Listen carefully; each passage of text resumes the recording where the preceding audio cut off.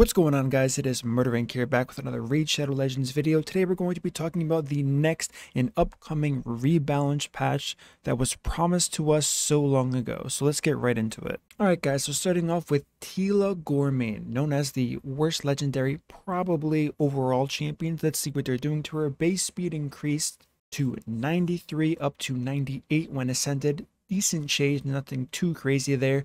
Hex Drinker attacks one enemy, steals one random buff as it currently is.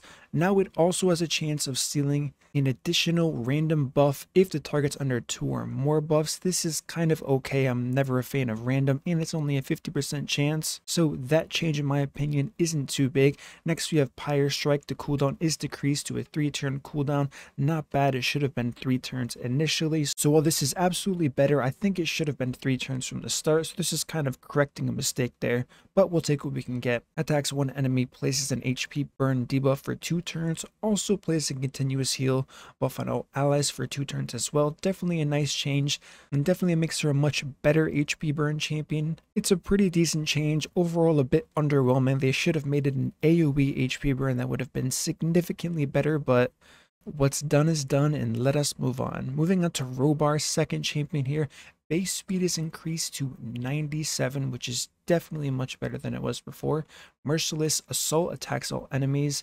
Damage increases if the target is under Fear, True Fear, Freeze, Provoke, Sleep, or Stun debuffs. So for those of you who aren't familiar with his original kit, so what they did is they added Fear, True Fear, and Provoke to the kit, as opposed to before when it was just Sleep, Stun, and Freeze. In my opinion, Robar didn't really need changing. He wasn't an extremely underwhelming champion, but we'll take any buff we can get our way. Next we have King Garag, a champion who looks absolutely incredible, and he should be doing insane damage. So what they're doing is they're increasing the multiplier of the ability he has, Gore Maker. Hopefully this makes him the champion we all want him to be and that he looks like, because like I said, he looks absolutely fantastic. The next champion we have, we're going to talk about Pixneal, the champion everyone wants to know about. A1 attacks one enemy, has a 30% chance of placing Perfect Veil buff for 1 turn on the ally with the lowest HP, cannot place it on the champion itself. That's completely irrelevant in my opinion. You guys can let me know what you think. Moving on to the passive here, whenever an enemy places a freeze debuff on an ally, has a 50% chance of stealing the freeze debuff and placing it on this champion instead, has a 35% chance of filling this champion's turn meter by 25% every time they receive a freeze debuff, and removes any freeze debuffs from this champion at the start of every turn. This is a pretty cool change. It's definitely better than it was before, by increasing the percentages and removing some of the RNG when we see removes here. However, I feel this is an extremely underwhelming buff for Pixneal. I think they could have done a lot better, making an AoE freeze, something along those lines, but we'll take what we can get. The next one is a little bit confusing for me. Tomb Lord attacks one enemy, has a 70% chance of placing 2 5% poisons for 2 turns instead of 1 now. If the hit's critical, has a chance of placing 4 5% poisons for 2 turns instead of 1. Now Tomb Lord, for as far as I can remember, has always been an outstanding champion. The fact that they made him even better doesn't make sense at all. I think there are so many better champions they could have worked on with this. They gave him increased accuracy in the Doom Tower by 70. They reduced the cooldown of Blight to 5 turns before it's booked. So overall, they made Tomb Lord an extremely valuable champion, even more valuable than he already was. Next champion we have is our friend Warchief. Now what they did with Warchief is kind of interesting here. They reduced the cooldown of Marauder before he's booked to a 3-turn cooldown, which means if he's booked, this is only a 2-turn cooldown, which could make him an absolute nuisance, even more so than he already is in the arena here. I think this is a cool change. Don't think it's a change he really needed. I think he was pretty decent as he was. And once again, a bit confused as to why he's on this list, and other champions, as we're going to shortly find out, aren't on this list, but it is what it is. Moving on to Basilius Rowanus, a champion many people have talked about, who definitely needed a buff. Triple puncture, damage multiplier increased. Attacks one enemy 3 times, will ignore increased defense buff. That was the buff added on top of the other things he does ignore, so that's definitely a good change, as long as the multiplier increase is significant.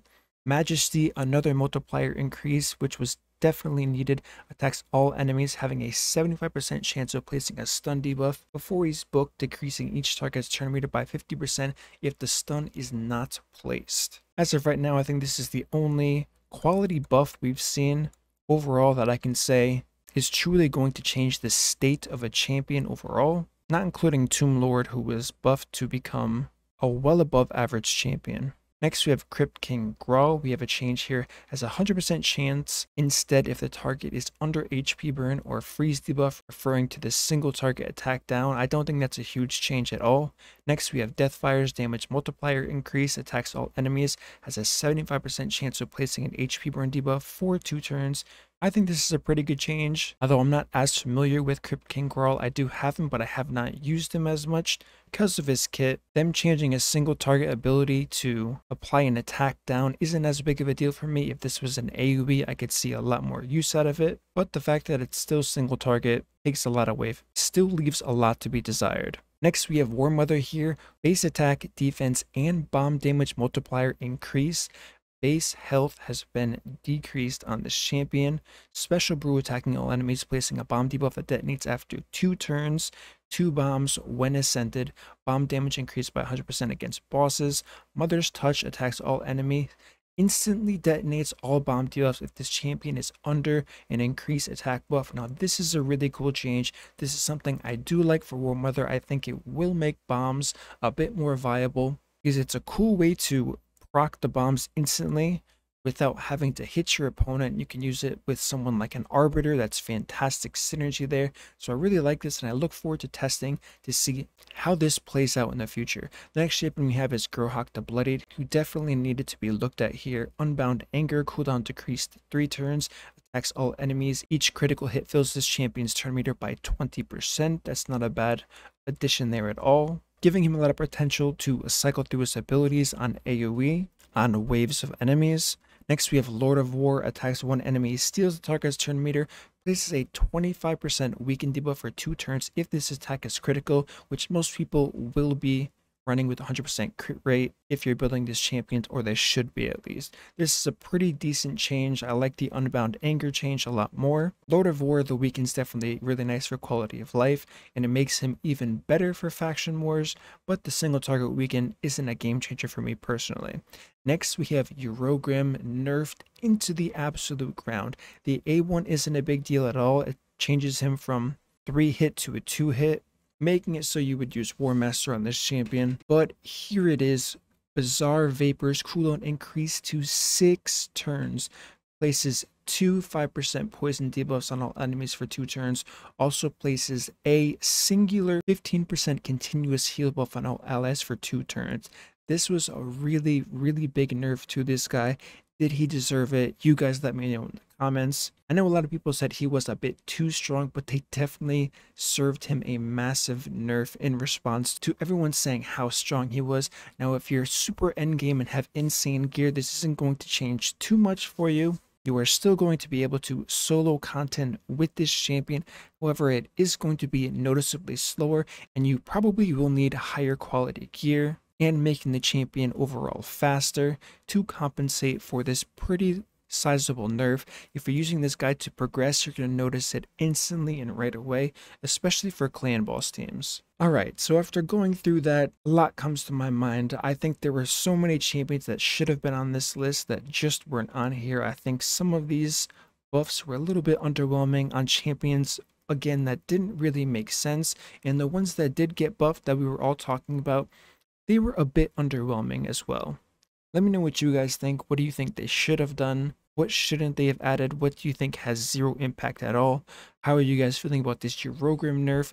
Let me know in the comments for sure. That's going to conclude this rebalance update. Let me know what you guys think. As always, if you enjoyed this content, smash that like button, subscribe, turn on the notification bell so you don't miss my next video, and I will see you all in the next upload.